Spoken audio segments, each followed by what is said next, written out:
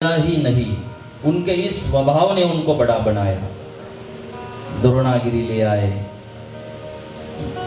तो भगवान ने कहा, वाह भाई हनुमान जी, हमने तो कुछ दवाई मांगी थी, आप तो मेडिकल उठा ले आए। हनुमान जी कहते, ये तो राम जी की कृपा।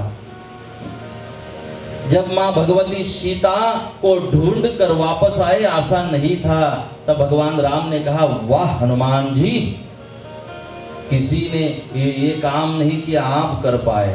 हनुमान जी कहते, नहीं भगवान, अरे हम गए, जाते समय आपकी मुद्रिका विटी मेरे साथ में थी, जब वापस आया तो भगवती सीता का वो मणि मेरे हाथों में था, गया आपकी कृपा से वापस आ पाया, तो माँ भगवती सीता की कृपा से मेरी कौन औकात है, मेरी क्या लायकात है। हनुमान जी कहने लगे, जब से तेरा गुलाम हो गया तब से मेरा नाम हो गया, वरना औकात क्या थी मेरी, सबसे बढ़िया है सबसे खरी मेरे राम तेरी नौकरी। हनुमान जी कहने लगे, जब से तेरा गुलाम हुआ तब से मेरा नाम हुआ, वरना पड़े थे हम तो जंगल में, लेकिन जब से आपके गुलाम बने हैं राम, तब से हमारा नाम हुआ, हम तो आपके दास है। भगवान हनुमान जी के इस स्वभाव ने हनुमान जी को बड़ा बनवाया। भगवान हनुमान जी के इसी स्वभाव ने कि सब कुछ करने के बाद कहते थे कि मैंने कुछ किया नहीं। भगवान हनुमान जी के इसी स्वभाव ने भारतवर्ष के हर गांव में उनको स्थान दिया गया। कोई भी गांव बसता है तो पहले महाराज हनुमान जी की स्थापना होती है। इसीलिए हमारा स्वभाव ही हमें ऊंचा उठाता है, हमारा स्वभाव ही हमें नीचे ले जाता है। तो महाराज हनुमान जी के जब मां सीता को ढूंढने गए, सीता को ढूंढा, लेकिन मां सीता ने मना किया, आपके साथ तो हम नहीं आएंगे, हमें वापस ले जाना है तो भगवान राम को यहाँ आना पड़ेगा। हनुमान जी बोले ठीक है। अब वापस जाते हनुमान जी ने क्या किया, लंका को आग लगाई, और जैसे लंका को आग लगाई, अपनी पूंछ शांत की समंदर में, जाते जाते भगवान ब्रह्मा ने एक पत्र दिया, लेटर, वो लेकर हनुमान जी वापस आए। वो जब पढ़ा, भगवान राम ने जो ब्रह्मा जी ने खत लिखा था वो पढ़ा, तो उसमें लिखा हुआ था कि हनुमान जी ने लंका में आग लगाई और आधी से ज्यादा लंका जलकर खाक हो गई। भगवान राम ने पूछा, हनुमान आप लंका गए थे? बोले आप नहीं बोला था। बोले क्यों गए थे? बोले मां सीता को ढूंढने। बोले वो तो काम अच्छा कराए, क्या लंका में आग भी लगाई? अब हनुमान जी थोड़ा चिंतित हो गए, क्योंकि जरूरत से ज्यादा काम कराए। आग लगाने का काम तो भगवान ने नहीं बोला था और आग लगा के आ गए। क्योंकि हनुमान जी को पता था कि राम को आग लगाना पसंद, आपके लिए भी कहा हमने कि भगवान राम को आग लगाना पसंद और आग में घी डालना पसंद नहीं है। तो भगवान को तो आग लगाना मंजूर नहीं है और हम तो आग लगा के आ गए, क्या भगवान नाराज हो जाएंगे? तो अब क्या कहे, आग लगाई या नहीं लगाई? भगवान नाराज नहीं होने चाहिए, ये सोच रहे थे। वापस भगवान ने पूछा, हनुमान जी की आपने आग लगाई? हनुमान जी से बोला गया, नहीं भगवान, मैंने आग नहीं लगाई।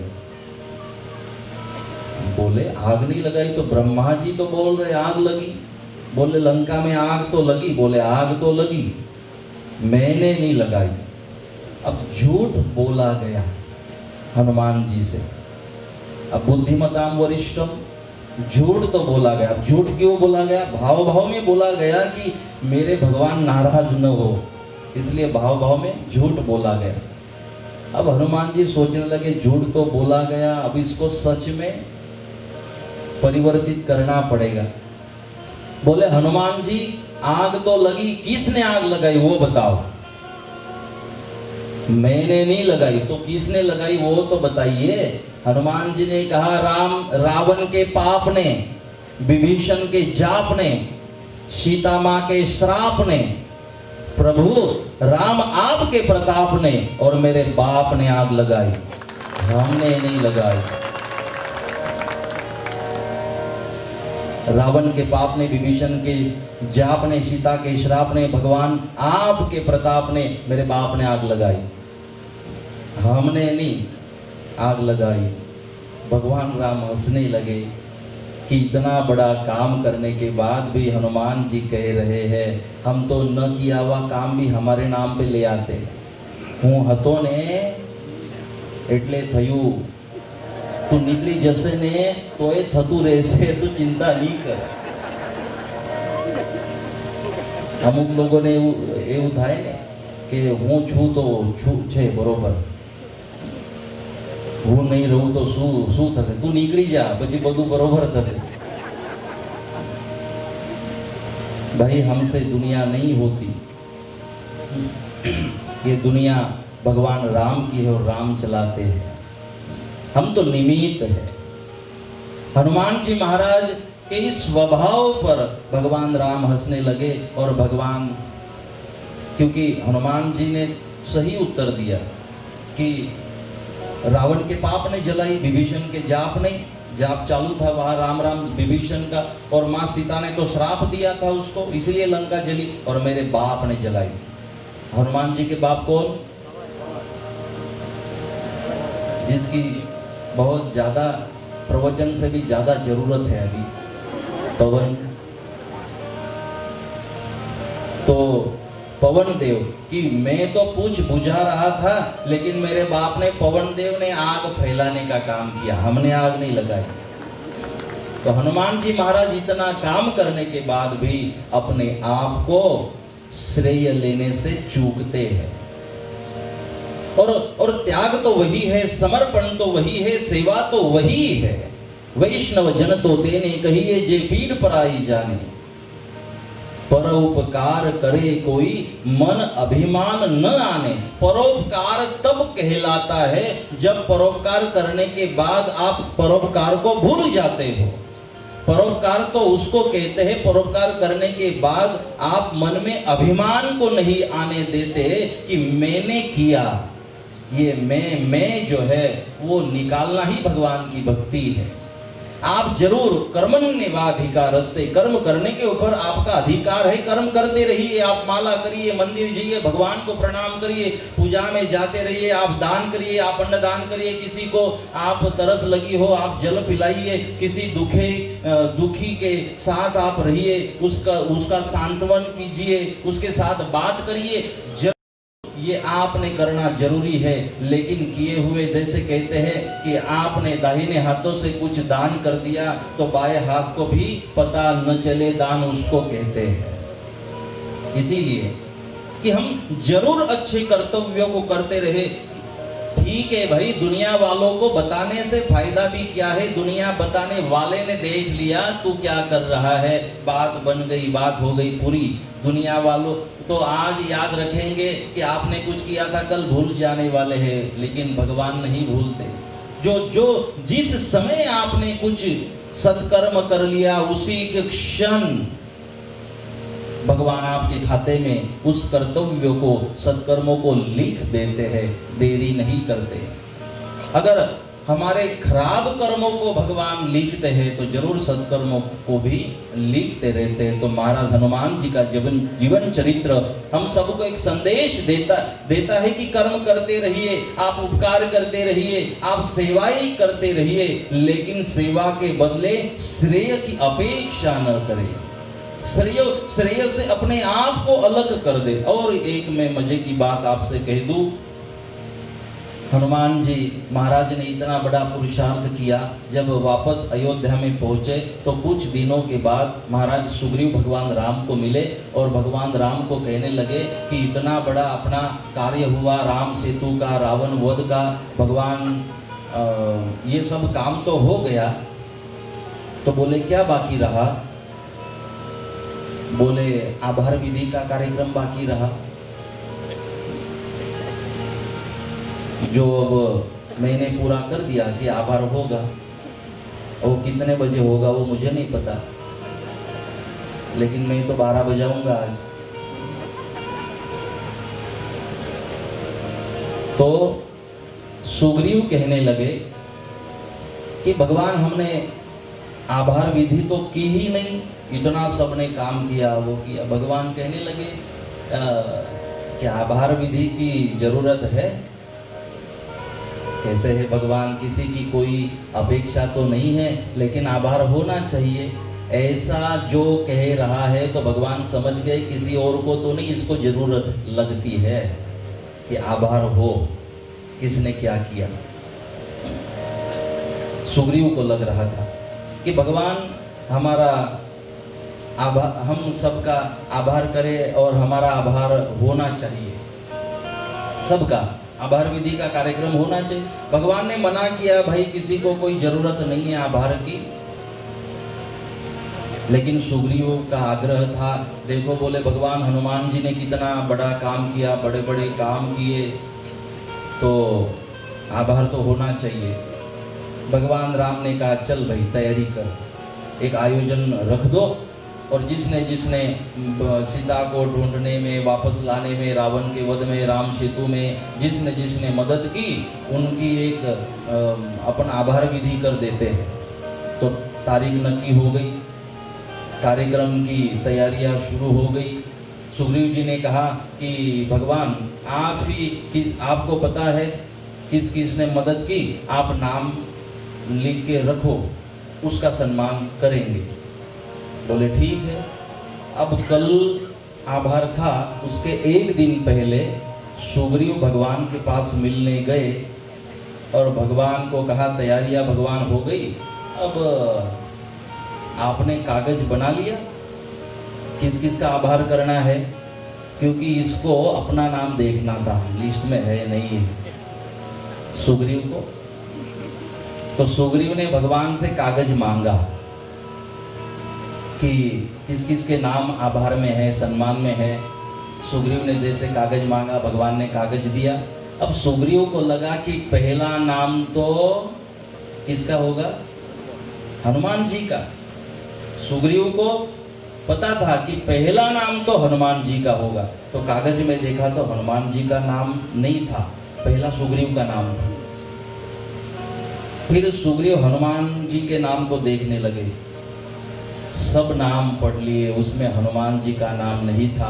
अब सुग्रीव को लगने लगा शायद भगवान की जिम्मेदारी बड़ी है, भगवान शायद भूल गए। कई बार होता है ना ऐसे, बीमार लोग भी दवाइयाँ करने लग जाते हैं। तो सुग्रीव भगवान के पास गए और कहा भगवान इसमें मैंने सब नाम पढ़ लिए, लेकिन हनुमान जी का तो नाम आप भूल ही गए।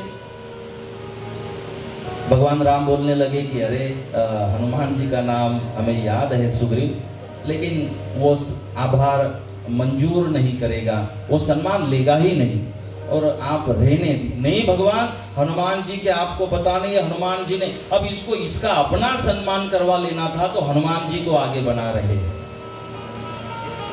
क्योंकि ऐसे ही होता है, जब भोजन में आप बैठते हो, भोजन में बैठे बैठे अगर लड्डू चाहिए तो आप थोड़ी बोलते हो लड्डू ले आओ, आप बोलते हो ले आओ जो लाडवा ले आओ जो बापा ने लाडवा खवड़ाओ। कारण कि महाराज ने खबर हो ना बापा ने आवी जाए तो आपन ने तो मरसे, तो पड़ोस वाले का नाम बताना पड़ता है।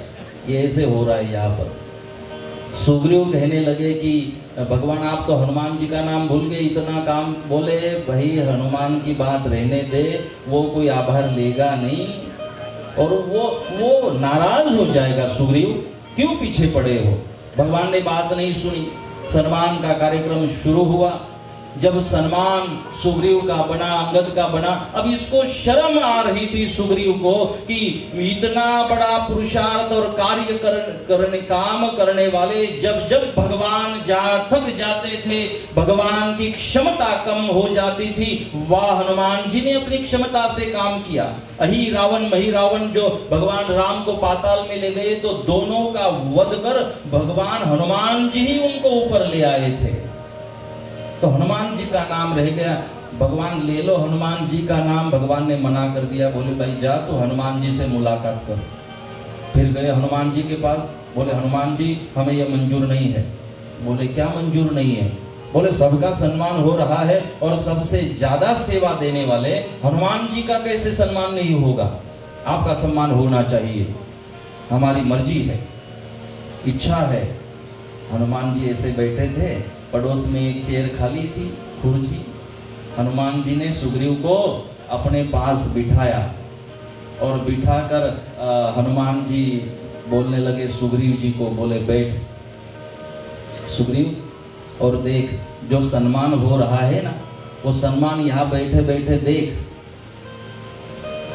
हनुमान जी महाराज ने कहा देख अब अंगद का सम्मान हो रहा है, सम्मान अंगद का हो रहा है सुग्रीव, लेकिन सम्मान करते करते भगवान देख तो मेरी ओर रहे हैं और मेरी ओर देखकर मुस्कुरा रहे हैं। सुग्रीव देखो जाम्बुवन का सम्मान हो रहा है, सम्मान तो जाम्बुवन का, लेकिन भगवान मेरी तरफ देखकर मुस्कुरा रहे हैं। अरे सुग्रीव, मेरे राम ने मेरी तरफ देखना, मेरी तरफ देखकर मुस्कुराना, प्रसन्न हो जाना, इससे बड़ा सम्मान क्या हो सकता है? सुग्रीव अपने जो आराध्य है उस आराध्य ने अपने पर प्रसन्न हो जाना, खुश हो जाना, अपनी ओर देख कर मुस्कुराना, ये भगत के लिए, सेवाव्रतियों के लिए, सेवाधारियों के लिए सम्मान होता है। ये सम्मान है कि हम ऐसा एक पुत्र बनने की कोशिश करें कि माँ बाप हमारी ओर जब देखे तो उनके चेहरे पर, मुख पर हंसी होनी चाहिए। बस ये सेवा है, ये सम्मान है, ये आभार है। इसलिए हनुमान जी महाराज ने सुग्रीव जी को संदेश दिया कि भाई ये सम्मान, ये मोमेंटो देना, ये फूलहार, ये शॉल, भाई ये सम्मान नहीं होता, ये तो एक औपचारिकता है, व्यवहार है, लोक व्यवहार। लेकिन सम्मान तो वो हुआ करता है कि हमने जिसके लिए काम किया वो हमारी ओर देखता है, हमने जिसके लिए काम किया वो अपनी ओर देखकर मुस्कुरा रहा है, खुश हो रहा है, ये सम्मान हुआ करता है। सुग्रीव तो पानी पानी हो गए। सुग्रीव को अब मुझे जैसे पसीना छूट रहा है वैसे पसीना पसीना सुग्रीव हो गए, क्योंकि अब बात पता चली कि हमने सेवा तो की लेकिन पानी फेर दिया सम्मान की अपेक्षा में। और सबसे ज्यादा जिस हनुमान ने काम किया, कार्य किया है, वो हनुमान सम्मान को नहीं चाहते। आज इसीलिए शायद कहीं सुग्रीव का मंदिर होगा, लेकिन मान सम्मान को अपने से अलग रखने वाले और जो हो सकता है पूरे कार्यों को करने वाले हनुमान जी का हर गांव में आपको मंदिर मिलता है। मांगने से भीख मिलती है और बगैर मांगे मोती मिला करते हैं। सम्मान जिसने मांगा, भाई आप मांगोगे तो भीख मिलेगी, थोड़ा कुछ मिलेगा। जैसे एक माता जी एक शॉप में गई, बहुत सामान खरीदा और जाते समय जब वो पैसा देने गई तो मालिक खुश था। मालिक ने खुश होकर पैसे तो ले लिए, जो बिल देना था दे दिया, और फिर छोटा बच्चा साथ में था तो एक चॉकलेट का डिब्बा था, वो चॉकलेट का डिब्बा खोल दिया और बेटे को कहा कि बेटा ले, जितनी चॉकलेट चाहिए ना इतनी ले ले। बेटे ने मना किया, ना मैं नहीं लूंगा। उसकी माताजी को आश्चर्य हुआ कि चॉकलेट तो बहुत पसंद है और मना कर रहा है, ले बेटा। बेटा बोलता था नहीं चाहिए, मना करने लगा। तब दुकान वाला तो खुश था कि ये कस्टमर तो वापस आना चाहिए, तो दुकान वाले ने उस डिब्बे में अपना हाथ डाला और हाथों में जितनी चॉकलेट आएगी उतनी बेटे को दे दी और बेटे ने भी ले ली। माँ ने पूछा कि बेटा जब तुझे लेने के लिए कहा तो तूने मना किया, और जब दुकान वाले ने दिया तो तूने ले लिया, ऐसा क्यों? बेटे ने कहा, माँ से बेटा सवाई।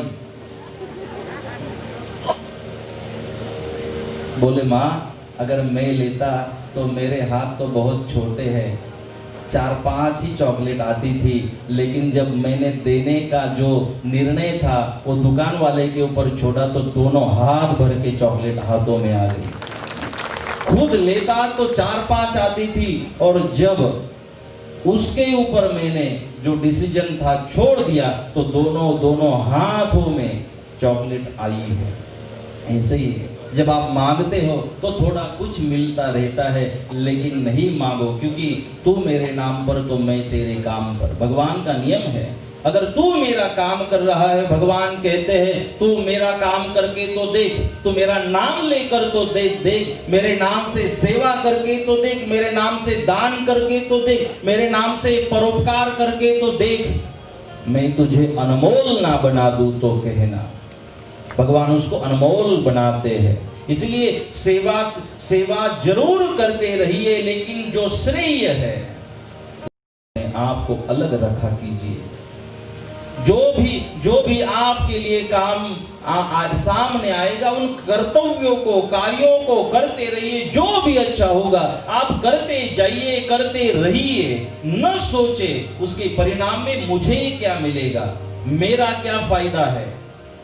ये छोड़कर हनुमान जी महाराज कहते हैं हमने काम को करते रहना चाहिए, सम्मान को अपने आप से अलग कर देना चाहिए। इसीलिए हनुमान जी महाराज अपने आप में एक रोल मॉडल है कि कार्यकर्ता कैसे होना चाहिए, एक सेवाव्रती कैसे होना चाहिए। क्योंकि आज हम देखते हैं कि मान सम्मान और ये चीजों के ऊपर जितना हम समय देते हैं, या तो जो अपेक्षा रखते हैं वो गलत है। मैं तो मानता हूं अगर भगवान की कुछ सेवा आपको मिल रही है तो आप भाग्यवान हो कि सेवा करने का सौभाग्य आपको मिला है। भाई किसी को तरस लगी थी और आपने जल पिलाया, तो आपने उसके ऊपर परोपकार नहीं किया, उसने आपकी सेवा लेकर आपका पुण्य बढ़ाने का काम किया है, आपका भला करने का काम किया है। इसीलिए देने वाला नहीं, लेने वाला बड़ा हुआ करता है। तो इसीलिए हम भी भगवान हनुमान जी की तरह अपने जीवन को जीने की पूरी कोशिश करें। जब हनुमान जी महाराज के लिए सम्मान तो था भगवान की प्रसन्नता। एक दिन माता सीता अपने मांग में सिंदूर भर रही थी, सिंदूर ही बोलते, सिंदूर से मांग में भर रही थी। हनुमान जी महाराज वहाँ गए और माँ को पूछते हैं कि माँ તમે શું કરો છો। એ ગુજરાતી બોલી શકતા હતા થોડી હનુमान जी महाराज।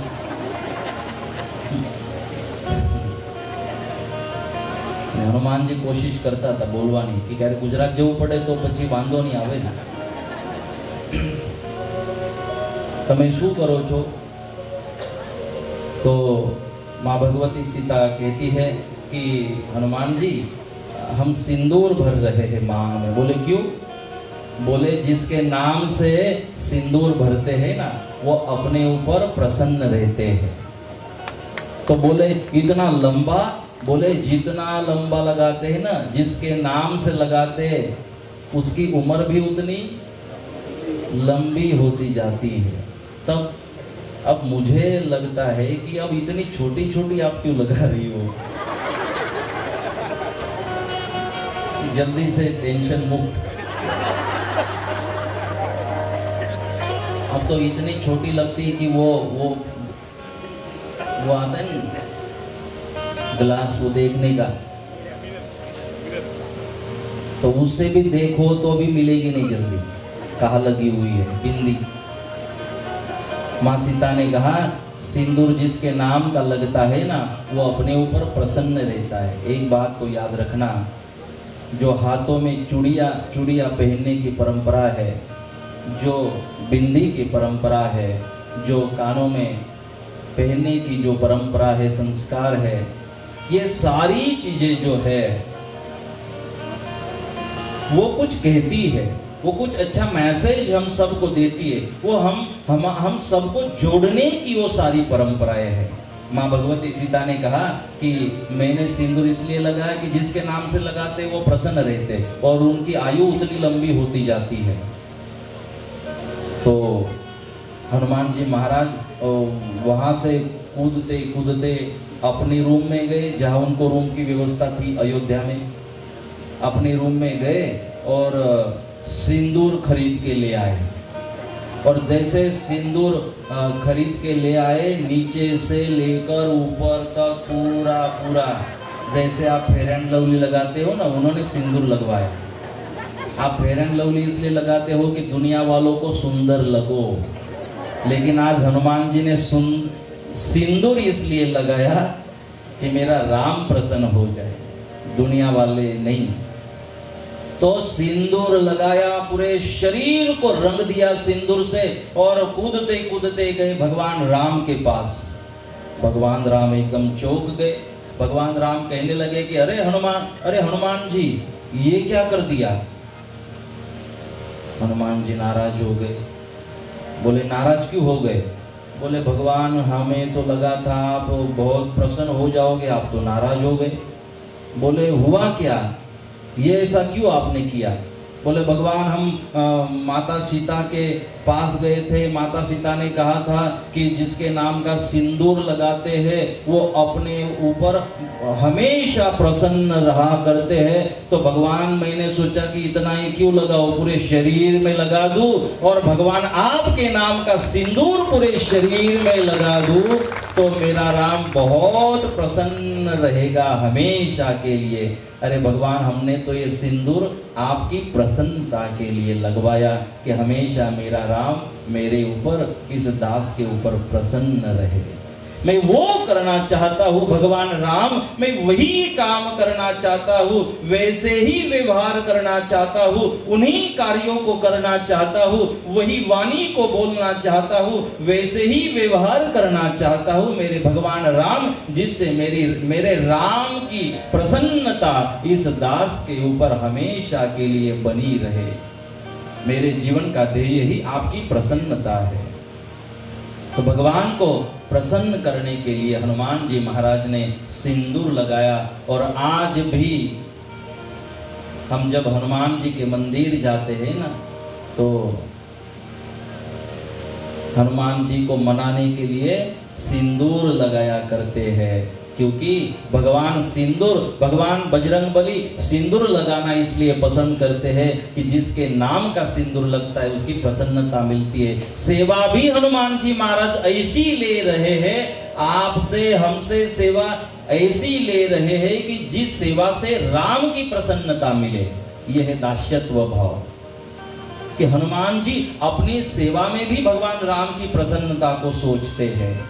तो बस दास के लिए अपने आराध्य की प्रसन्नता ही सम्मान है, आभार है, आशीर्वाद है।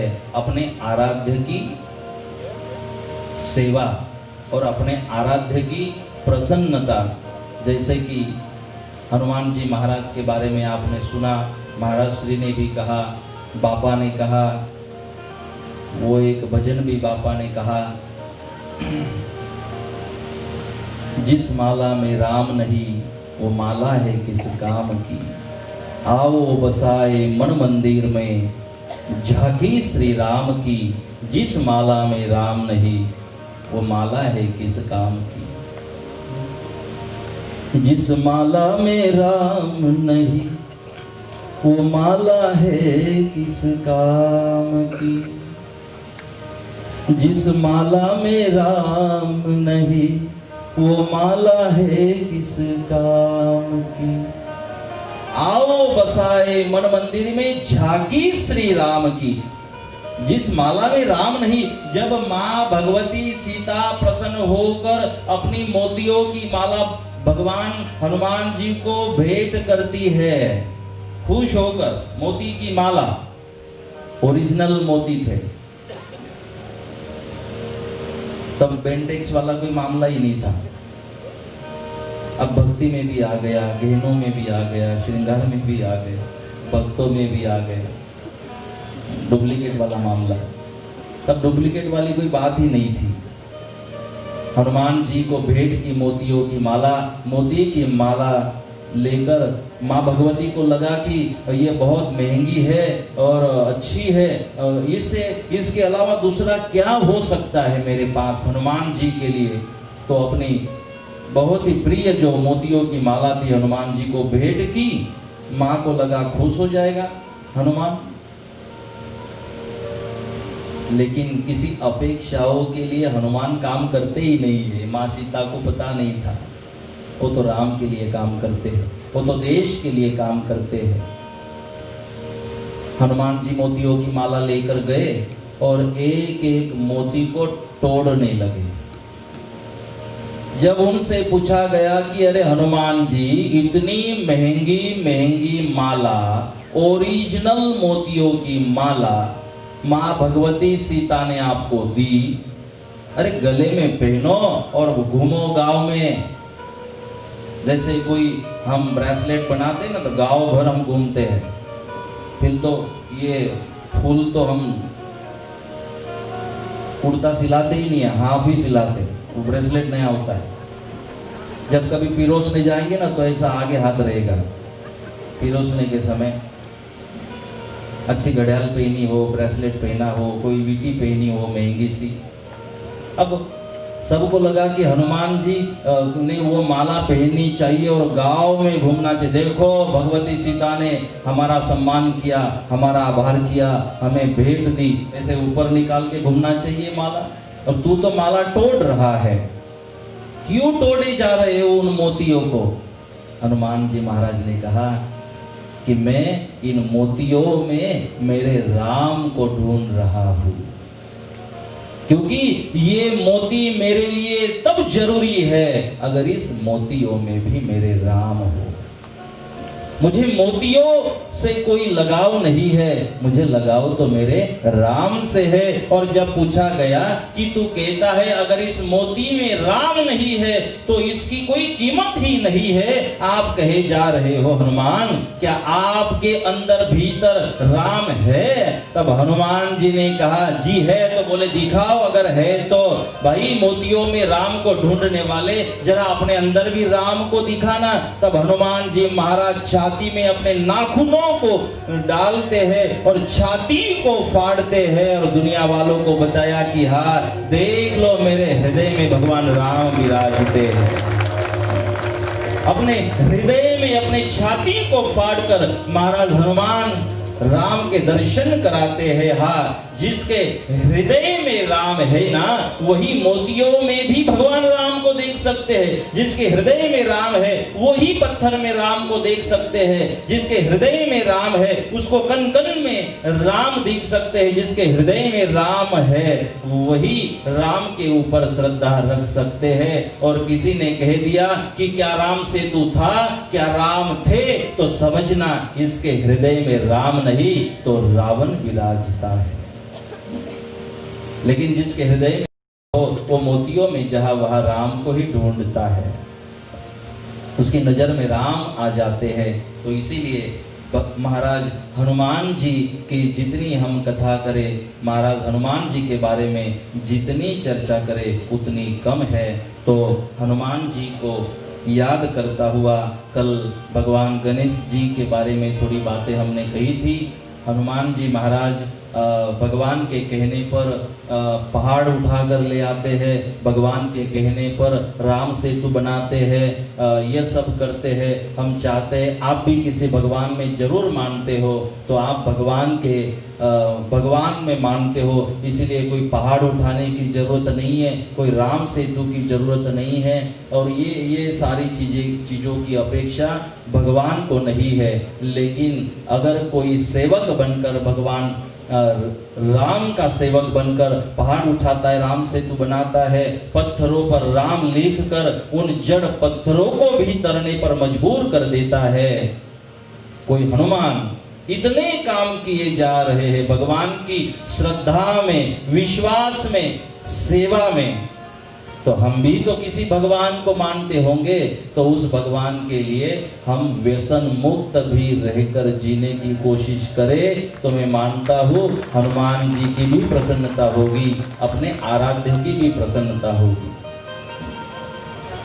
क्योंकि मैं ऐसा कुछ करने की कोशिश ही नहीं करूं कि जिस भगवान में मानता हूँ, जिन संतों में मानता हूँ, वो नाराज हो जाए।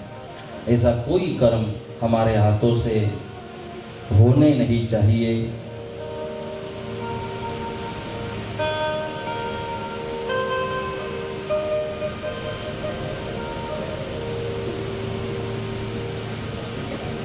जब यहाँ पूछा गया कि आत्मा होते हुए भी मन की चंचलता कम नहीं हो पा रही है, मन अपनी बात मनवाने क्यों जीत रहा है, नहीं चाहते हुए भी मन आत्मा का अंतः क्यों चलता है? क्योंकि ये आत्मा और मन की जो बात है, भाई देखो, आप अगर आत्मा से जुड़ते हो तो मन अपने आप शांत हो जाता है। इसलिए कभी भी मन इतना चंचल है, अमेरिका का है पता है आपको? जैसे मैंने अमेरिका कहा तो आपका मन एक सेकंड भी पूरा नहीं हुआ और आपका मन अमेरिका में पहुंचा।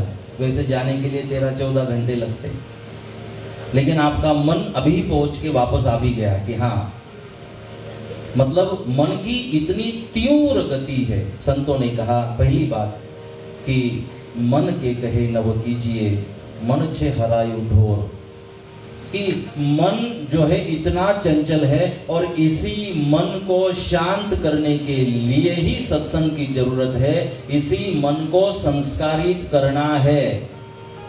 और जब मन संस्कारित हो जाता है तो आंखों में संस्कार आते हैं, वाणी में संस्कार आते हैं, वर्तन में संस्कार आते हैं। इसी मन को संस्कारित करने के लिए मंदिरों की आवश्यकता है, सत्संग की आवश्यकता है।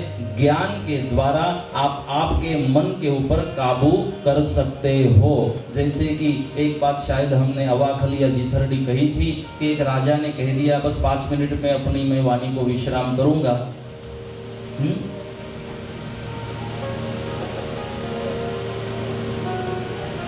चलेगा? और 15 मिनट ले लूं तो दौड़ेगा नहीं, अब 5 ही मिनट में पूरा करूंगा। जैसे एक बात हमने कही थी, एक राजा जी ने कहा, एक बकरी थी उसके वहां, और कहा कि जो भी इस बकरी को तृप्त करके आएगा, जो चाहिए हम दे देंगे। तो कई सारे लोग बकरी को ले गए, दिन भर उसको चारा खिलाते थे, घास खिलाते थे, जो पसंद था वो खिलाते थे। शाम को आ जाते थे वापस बकरी को लेकर और राजा को कहते थे लो हमने तृप्त कर दिया। तो राजा कहते थे हम तो परीक्षा करेंगे। शाम के समय राजा और थोड़ी घास जैसे डाले, बकरी भागते भागते आती और घास खाना चालू कर देती। राजा ने कहा अगर ये तृप्त होती तो घास क्यों खाती, ये तो भूखी ही थी, इसका पेट तो भरा ही नहीं, तो आपको नहीं मिल सकता। सब लोगों ने कोशिश की, जैसे शाम के समय राजा के पास बकरी को ले आते, बकरी वो राजा ने जैसे ही घास डाली भागते भागते जाती और घास खा लेती। राजा बोले कि बात तो नहीं बनी है, तो भूखी है। अब एक सत्संगी था, सत्संग में जाकर बैठता था, सीरियल के समय भी सत्संग का आयोजन है तो सीरियल छोड़कर सत्संग में आकर बैठता था, इतना सत्संगी था।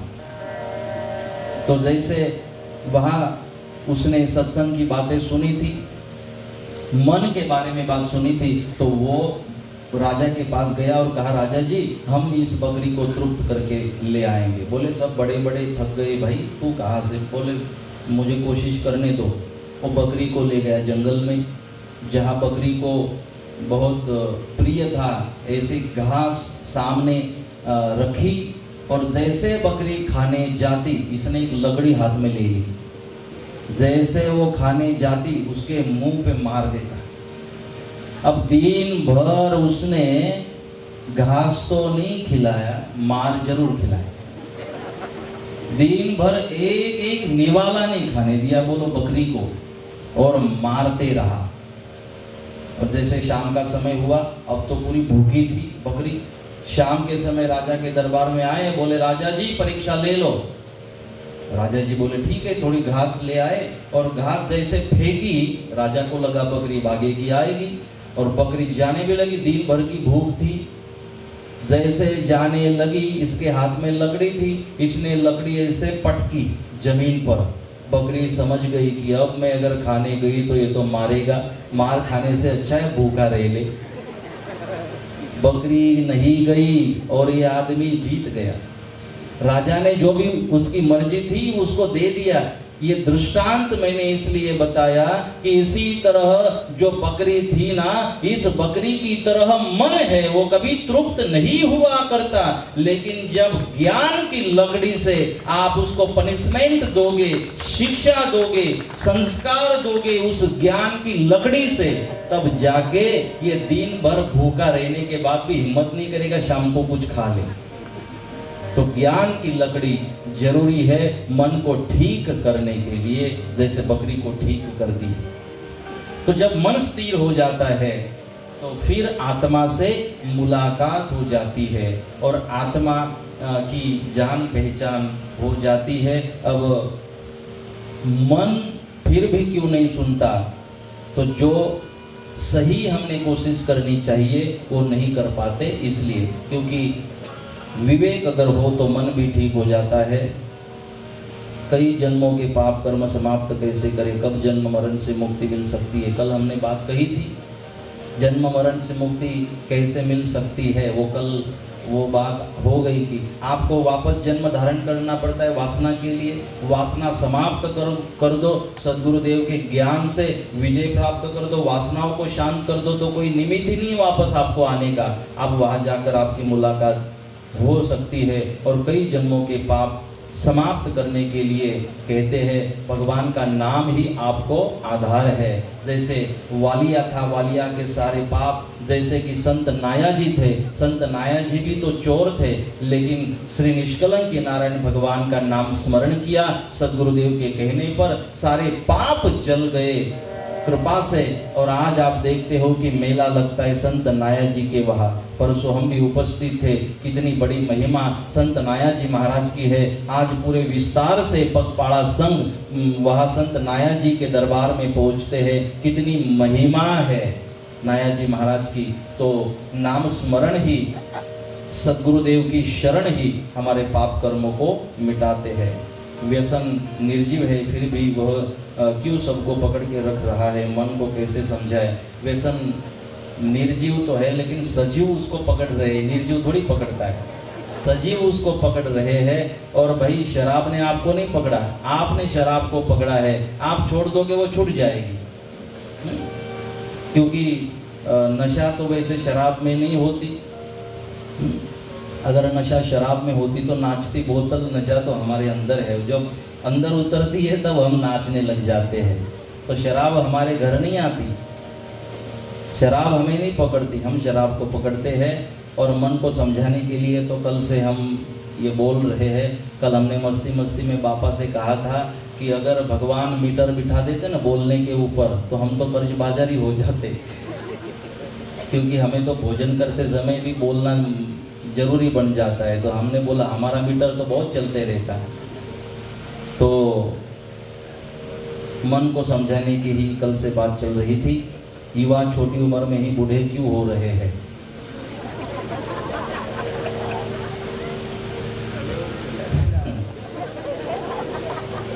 शायद मेरी तरफ देखकर तो नहीं बोल रहे हो, पता नहीं। तो युवा, पहले देखो ये सारी चीज़ें बदल गई। पहले वो चक्की चलाती थी हमारी माताएं, वो पत्थर वाली चक्की होती ना वो चलाती थी, ऐसे एक जगह बैठकर ऐसे घुमाती थी। आज की बहुएं तो खुद गोल गोल घूम जाएगी फिर भी नहीं घूमेगी, क्योंकि तब जो है वो मग की खिचड़ी खाते थे, वो खिचड़ी खाया करते थे। जवार की भाकरी होती थी, रोटली होती थी, टेबरा होता था बढ़िया से, और ये सब कुछ था। वो बाजरी की रोटली, उसके ऊपर गुड़ और फिर घी, और फिर वो खाते थे, भले ना आवाज़ बैठ जाए फिर भी खाते थे। तो जितरनी में बैठ गया था हमारा। तो ऐसे पहले भोजन करते थे, वैसे तब वो रस भी था भोजन में। आज बहुत ये जो है केमिकल के द्वारा सब पकाया जा रहा है, जो भी हम खा पी रहे हैं तो उसके कारण ये सारे परिणाम शरीर के ऊपर हो रहे हैं, ये सारी बीमारियां बढ़ रही है। अच्छा सवाल आपने पूछा, इसलिए मैं कहना चाहूँगा कि हम ऑर्गेनिक जो खेती है उसकी और बढ़ने की कोशिश करें, गौ माता की रक्षा करें। गौ माता बचेगी तो आप बचपन में ही बूढ़े बनने से बच जाओगे, इसलिए गौ माता बचनी चाहिए। जब गौ माता की जो बोली जाती है, जब गौ माता की बात आती है तो मामला हिंदू मुसलमान हो जाता है। भाई इसे हिंदू मुसलमान का क्या लेना देना? क्या किसी मुसलमान का गाय माता दूध नहीं देती? किसी मुसलमान का जो बच्चा है, माँ के शरीर में अगर दूध न हो तो क्या उस छोटे मुसलमान के बच्चे को गौ माता दूध नहीं देती? गौ माता का दूध अमृत समान उस मुसलमान के बेटे के लिए नहीं है। गौ माता तो मुस्लिम हो, हिंदू हो, सिख हो, ईसाई हो, सब के लिए वो गौ माता काम करती है।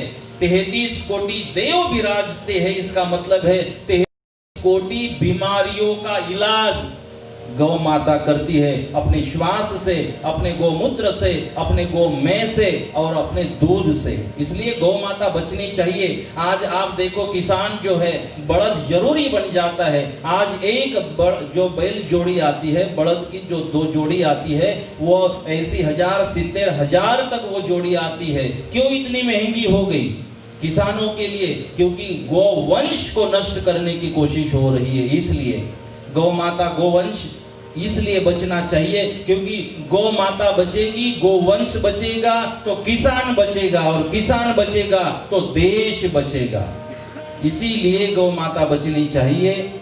आज जो बीमारियां फैल रही है वो जो केमिकल से जो खेती हो रही है उसके कारण, लेकिन जब गौ माता के गौमूत्र से खेती बनना शुरू हो जाएगा, जब वो उसी तरह से वो ऑर्गेनिक खेती चालू हो जाएगी तो बीमारियां कम हो जाएगी और बचपन में ही बुढ़ापा आने से हम रोक सकते हैं। इसीलिए गौ माता की भी आप सेवा करते रहिए। जितनी देसी गाय, कई घी तो मिलता है मार्केट में कि गाय का देशी घी, ऐसे मिलता है मार्केट में, गाय का देशी घी। ये मत खरीदो गाय का देशी घी, देशी गाय का घी खरीदने की कोशिश करना। बात समझ में आ गई?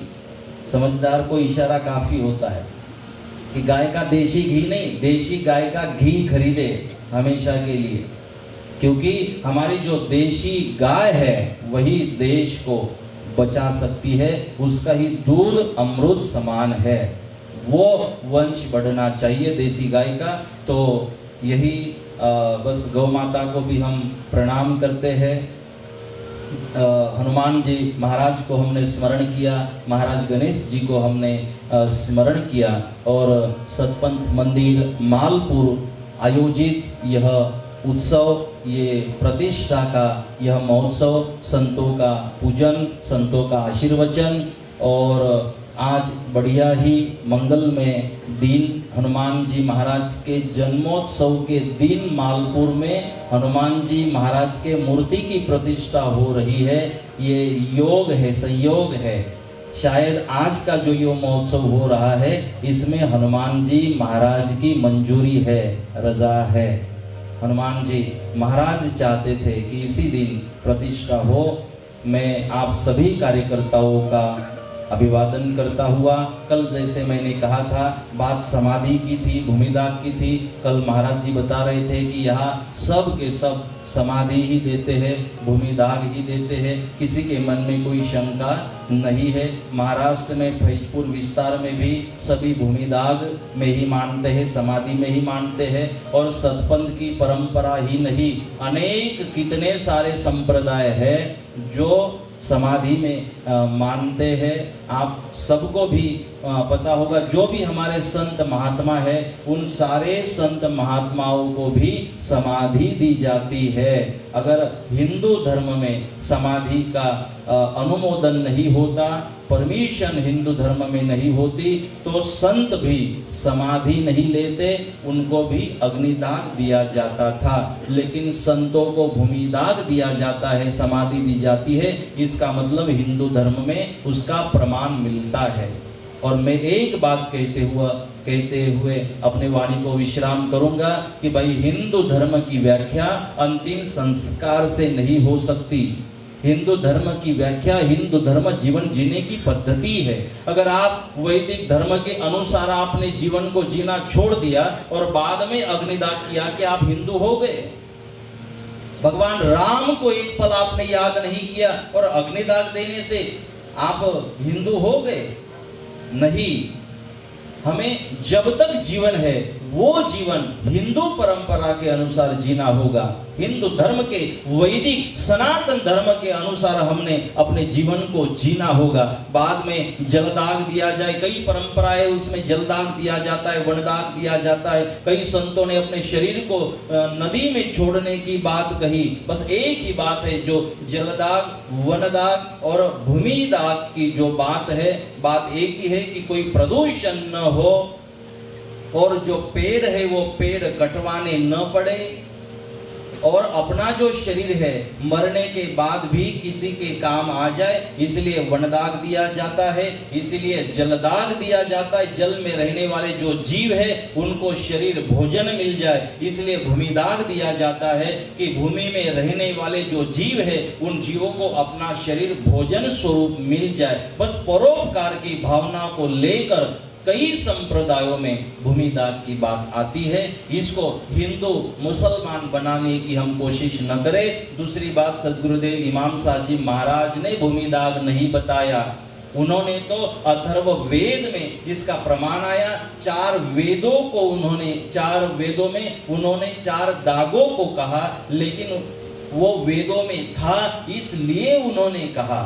इमाम साहब महाराज का कोई आग्रह नहीं था, उनकी तो ड्यूटी एक ही थी कि वो सूर्य और ये जयद्रथ जो सत्य था उसको हमें हमारे सामने ले आना था। लेकिन उन्होंने एक बात जरूर कही थी कि अगर भूमिदाग दोगे तो फिर ये पेड़ कटने से बचेंगे, क्योंकि शिक्षा पत्री में वो लिखते, जैसे महाराज श्री ने याद कराया, प्रभाते फूल चुटवू नहीं, नीलू झाड़ तोड़वू नहीं, कि हरे पेड़ को काटना मत। अब शिक्षा पत्री में कहेंगे कि हरे पेड़ को काटना मत और बाद में अग्निदाह की बात करेंगे तो बाद में बैलेंस नहीं रहता। इसीलिए एक सृष्टि की रक्षा हो, प्रदूषण न हो, इसीलिए उन्होंने बात कही भूमिदाह की। और जहां अग्निदाह हो रहा है उसका विरोध सतपंथ में कभी नहीं करते।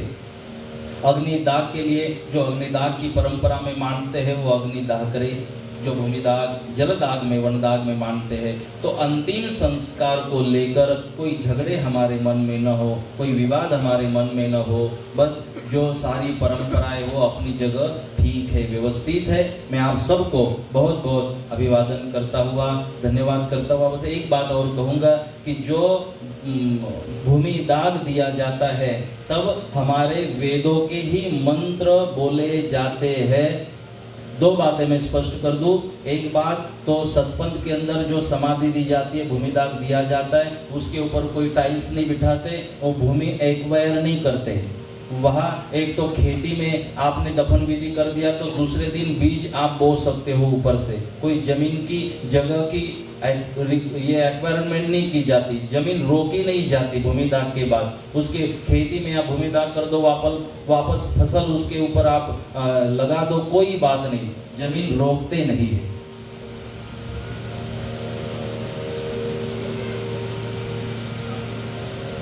तो जहाँ जगह नहीं होती वहाँ खेती में जाकर ये किया जाता है। और ये तो फिर एक जगह रोकी जाती है, स्मशान भूमि जिसको कहते हैं, वहाँ भी अगर दफनाया जाए तो वहाँ भी जगह रोकते नहीं है, उसी जगह को उपयोग में लाया जाता है। इसलिए जमीन रोकी नहीं जाती। कई बार मुझे सवाल पूछा जाता है जब हम शिविरों में जाते हैं कि जिंदे लोगों के लिए जगह नहीं मिल रही, महाराज मरे लोगों को कहाँ जमीन रोक रहे हो। तो हमने कहा कि सतपंथ की परंपरा में मरे हुए लोगों के लिए जमीन नहीं रोकी जाती, उसके लिए कोई टाइल्स नहीं बिठाते, फर्शी नहीं बिठाते, कोई वो जमीन रोके नहीं रखते। हो गया पूरा, उसी को खोद कर कुछ 4-6 महीने साल के बाद उसी जगह दूसरे को दफनाया जाता है। ये परंपरा है। और जब दफन विधि होती है तब कोई किसी जात के अलग मंत्र नहीं बोलते, न बोलने चाहिए।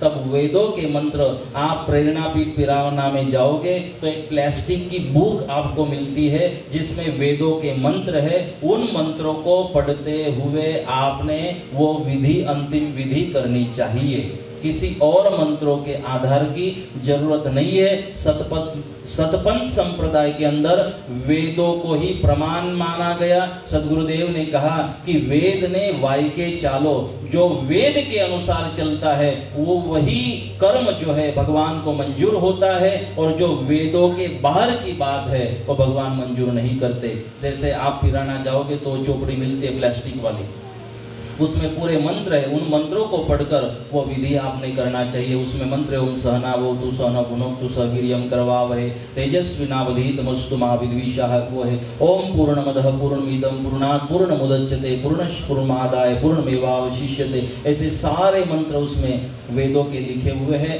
मंत्रों के द्वारा माँ भूमि को प्रार्थना की जाती है कि हे माँ धरती, जैसे कोई किसी बेटे को माँ अपने पल्लों में ढाक लेती है, वैसे हे धरती माँ आप भी कल्याणकारी आपके वस्त्रों से इस आपके बेटे को ढक लो। ऐसी प्रार्थना वैदिक मंत्रों से की जाती है। कोई और मंत्र पढ़ने की उस समय में जरूरत नहीं है और न तो पढ़े। वेद ही मान्य है और प्रमाण है। आप सबको बहुत बहुत अभिवादन करता हुआ, कुछ कड़वी बात कही गई हो मेरे से तो नाराज मत होना। नाराज नहीं हुए ना आप?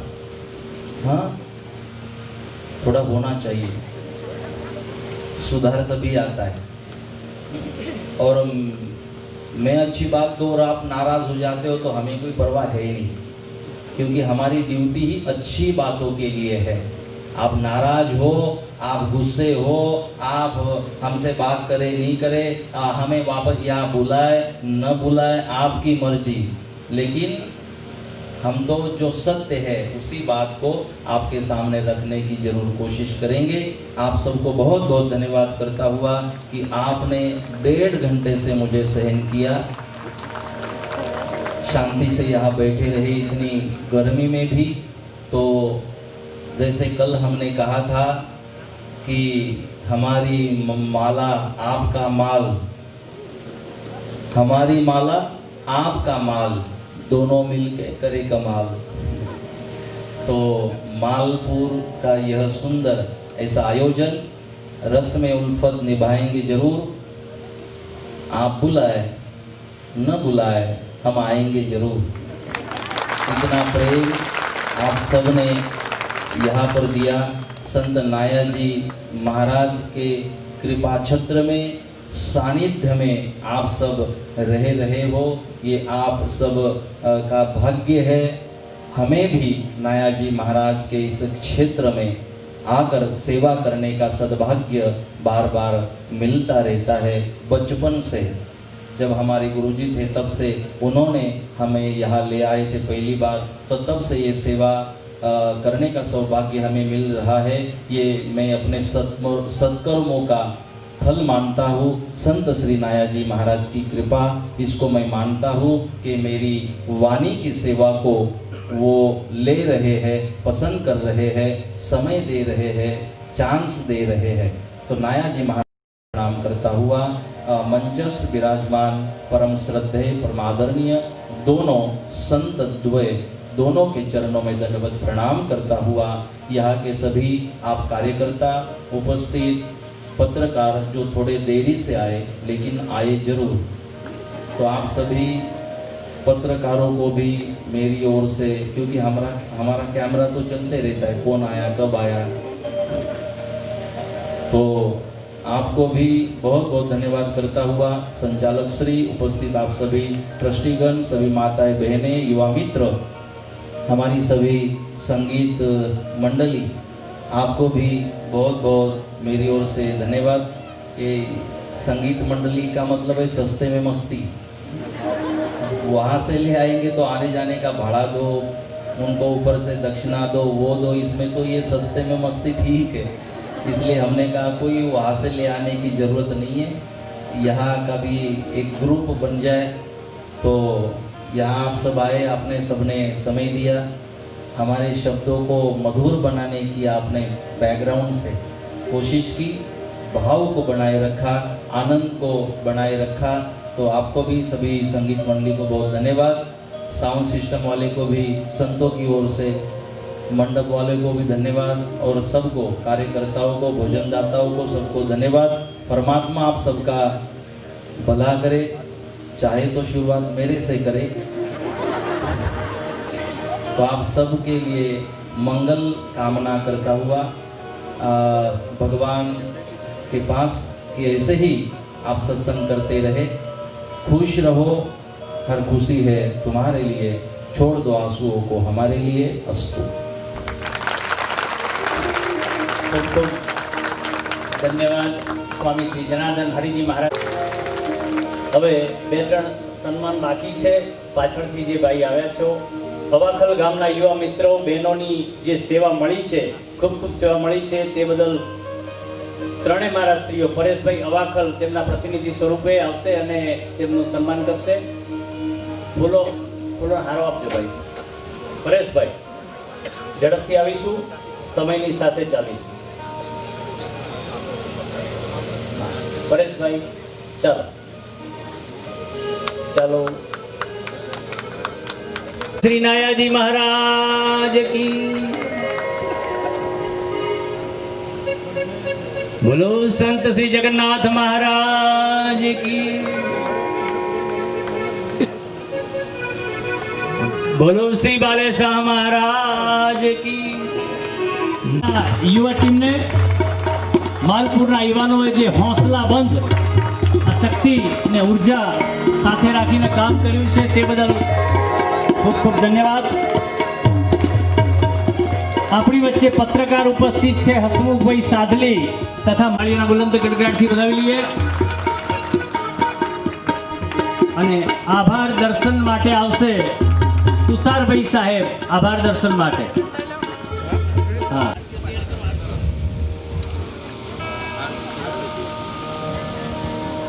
જય ગુરુ। આપણે ઘણા બધા કાર્યક્રમોમાં રહીએ છીએ ને કાર્યક્રમ જોઈને ગયા પછી આપણે ભૂલી જઈએ છીએ, તો આવું કેમ થાય છે એ આપણે વિચારવાની જરૂર છે। બીજી એક વાત કહું, હવે જાન્યુઆરી મહિનામાં અમદાવાદની અંદર એક હિન્દુ આધ્યાત્મિક અને સેવા મેળા નામનો એક કાર્યક્રમ થઈ ગયો। હવે કઈ જગ્યાએ જવાનું, મારા ઘણા બધા મિત્રો હતા, તો મને પૈસાએ કહ્યું કે તારે મેળામાં આવવું પડશે। મેં કીધું મારે મેળામાં કેમ આવવાનું, તો એમને મને વોટ્સઅપ ઉપર એક કંકોત્રી મોકલી ને એની મને નાનકદાસજી મહારાજના ઉદ્ઘાટનની અંદર બોલાયા। એ મેળાની અંદર આખા દુનિયાની અંદરથી 39 દેશમાંથી ને આપણા દેશમાંથી 400થી વધુ સંસ્થાઓ હતી। તો મને લાગ્યું કે મારે જવું જોઈએ મેળામાં। હું ગયો તો આપણે એક સત્પંથનો કઈ વિભાગ બનાવ્યો, તો આપણો સત્પંથ શું છે એ સમજવા માટે। તો કદાચ હું એવું માનું છું કે આ લાભ જે ચૂકી ગયા છે ને એ જિંદગીની અંદર ફરીથી મળવાનો નહીં। ઘણી બધી વખત આપણે આવો લાભ ચૂકી જતા હોય તો ફરીથી આપણે આવું ધ્યાન રાખીને લાભ મેળવવો। હા, એટલે કોઈને હવે પણ લાભ લેવો તો યુટ્યુબ ઉપર આ છે। બીજી એક વાત કહેવું કે ઘણી બધી વખત મારે આપણા અમદાવાદમાં એક કેકા શાસ્ત્રીજી કહીને હતા, તો ઘણી બધી વખત મળવાનું થતું હતું। તો હું એક વખત એમની જોડે બેઠો હતો, અમે ઘણા બધા હતા, તો એમને મને કીધું કે આપણે ભારતીય સંસ્કૃતિની વાત કરતા હોય ને એના હિન્દુત્વની વાત કરતા હોય, તમારે એ શીખવું હોય ને તો તમે સત્પંથ શીખી જશો તો આ હિન્દુત્વ તમારે બધું જ આવડી જશે।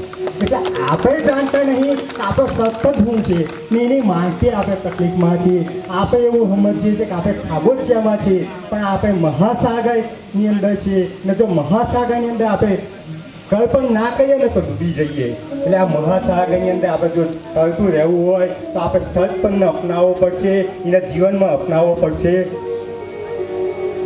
તેની જોડે આપણે ઘણી બધી વખત ત્યાંથી કેલેન્ડર લાવીને આપણે ઘેર લટકાવી દઈએ।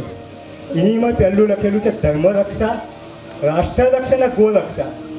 આપણા મહારાજીઓ જે આગ લગીને કીધું તે આ વાત કીધી, આપણે એ કેલેન્ડરને જોઈ એ વસ્તુ આપણા જીવનમાં અપનાવીશું તો જ આપણે સાચા થઈશું। ઘણી બધી વખત જનાર્દન મહારાજીએ કીધું કે ગો આધારિત ખેતી ગોરક્ષા એ બધું આપણને શીખવાડે છે. પણ આપણે ખાલી એને એક કાગળિયું સમજીને લખાઈ મેળેલું છે એ આપણા જીવનમાં અપનાવીએ ને આપણા જીવનમાં અપનાવીશું તો જ આપણે એને આગળ વધારી શકીશું. બીજું કે હવે આપણે આવા કાર્યક્રમો કરતા રહીએ એવું આપણે આટલી બધી આજુબાજુના હરિભક્તો તેની જોડે જોડે આપણા ટ્રસ્ટીશ્રીઓ સંતશ્રીઓ આવ્યા અને હમણાં માલપુરના મંદિરને એવી પ્રેરણા પૂરી પાડી કે વારંવાર આવા કાર્યક્રમો કરતા રહીએ ને આવા કાર્યક્રમોનો કોઈ પણ સમય અમારું આમંત્રણ મળે તો આપ બધા જરૂરથી અહીં પધારશો એવો અમને સંપૂર્ણ વિશ્વાસ છે. એ જ વસ્તુ જય ગુરુ. બધાનો આભાર. પરમ પૂજ્ય મહામંડલેશ્વર સ્વામી શ્રી હરિજી મહારાજે બધાનો આભાર માની લીધો છે એટલે મારે બહુ હવે કહેવાનું રહેતું નથી. પરંતુ માલપુરના સમસ્ત ગ્રામજનો ભક્તજનો તરફથી અહીંયા મને આભાર વિધિ માટે કહ્યું છે. તો આપણને આ 2 દિવસ સુધી આપના આજે 3 સંતો છે પરમ પૂજ્ય મહામંડલેશ્વર શ્રી જનાર્દન સ્વામી શ્રી હરિજી મહારાજ, સંત કૃપા આશ્રમ ફૈજપુર મહારાષ્ટ્ર, સંત પંત રત્ન ક્રાંતિકારી મહંત શ્રી શિવરામદાસજી મહારાજ, નાયક કાકા સંસ્થાન કુકસ, સંત શ્રી છગન બાપા, બાલાસા મહારાજ સંસ્થા ખંભાત. આ 3 સંતોએ આપણને 3 દિવસ સુધી એમની મધુર વાણીથી આપણને સત્સંગનો રસપાન કરાવ્યો છે. તે બદલ માલપુર ગ્રામજનો અને માલપુર ભક્તજનો વતી 3 સંતોનો હું ખૂબ ખૂબ આભાર માનું છું. તે ઉપરાંત મૂર્તિઓના દાતા આજે આપણે ગણપતિજી અને હનુમાનજીની જે મૂર્તિઓની સ્થાપના કરી તે મૂર્તિઓના દાતા પટેલ ભરતભાઈ મનહરભાઈ માલપુર અને પટેલ વિકાસભાઈ સુરેશભાઈ બિલસી, તેઓનો પણ હૃદયપૂર્વક આભાર માનીએ છીએ.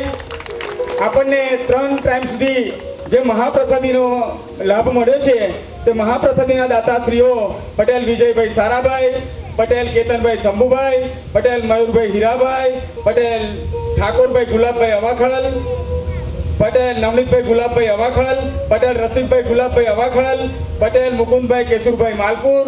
આ તમામ દાતાઓનો અત્રેથી ખૂબ ખૂબ આભાર.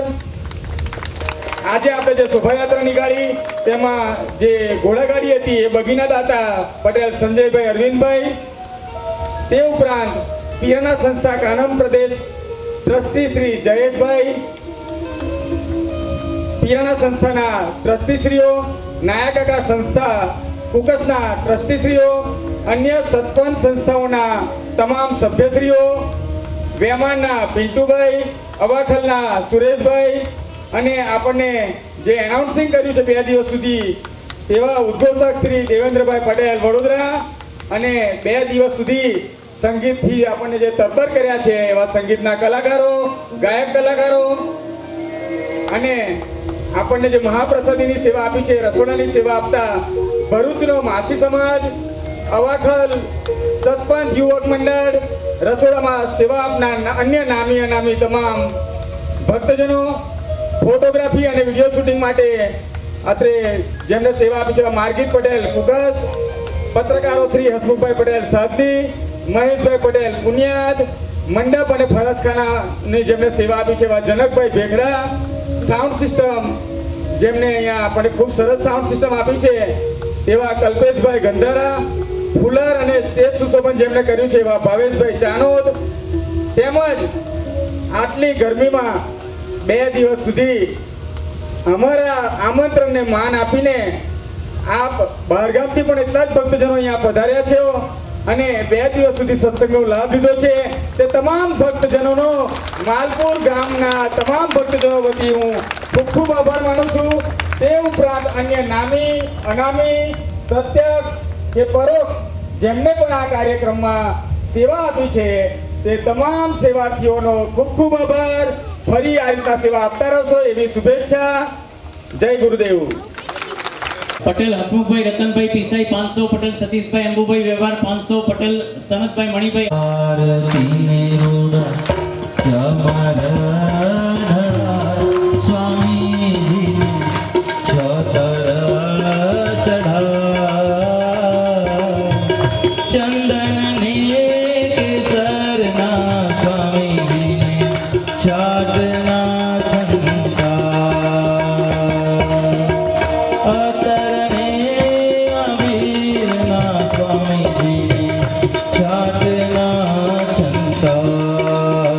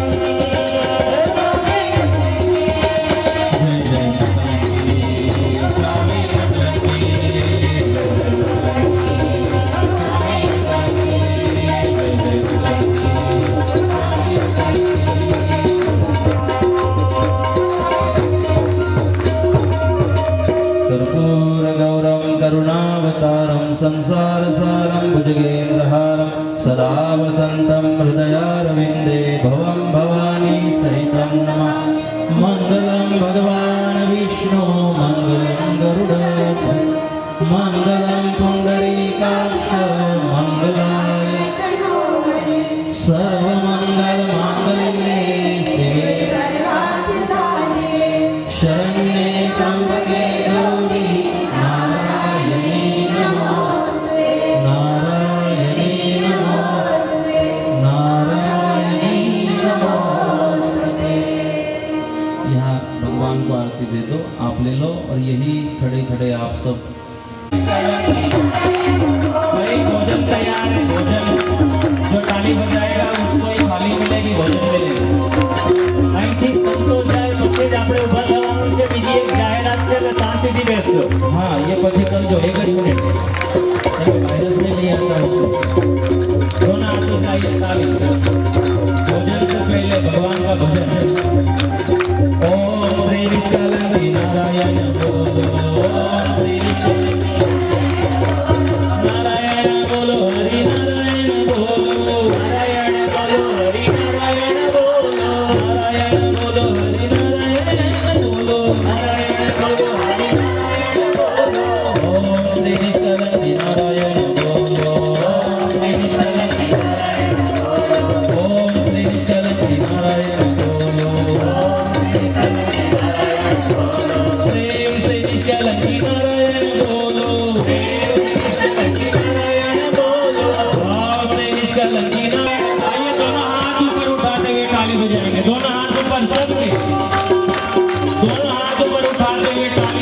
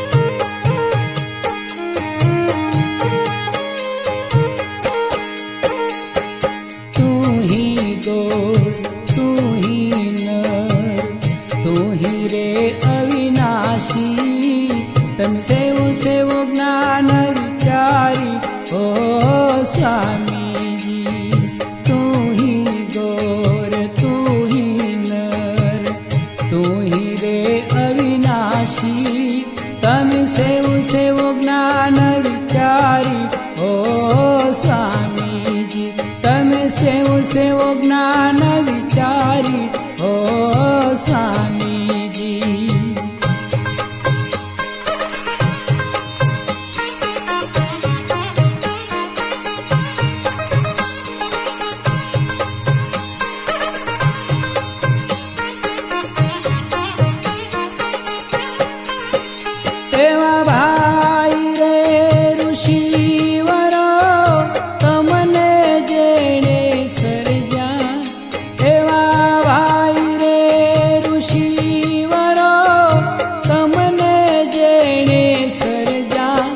मनुष्य रूपे प्रभु ने जानो ओ स्वामी जी, मनुष्य रूपे प्रभु ने जानो ओ स्वामी जी।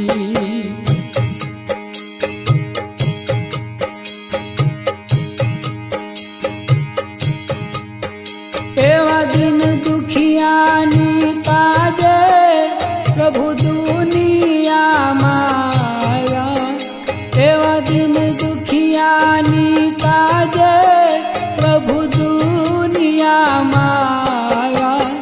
तमे जाहिर जाप जपाया ओ स्वामी जी, तमे जाहिर जाप जपाया ओ स्वामी जी। तू ही गोर तू ही नर तू ही रे अविनाशी, तमे सेवो सेवो ज्ञान विचारी ओ स्वामी जी, तमे सेवो सेवो ज्ञान विचारी ओ स्वामी जी।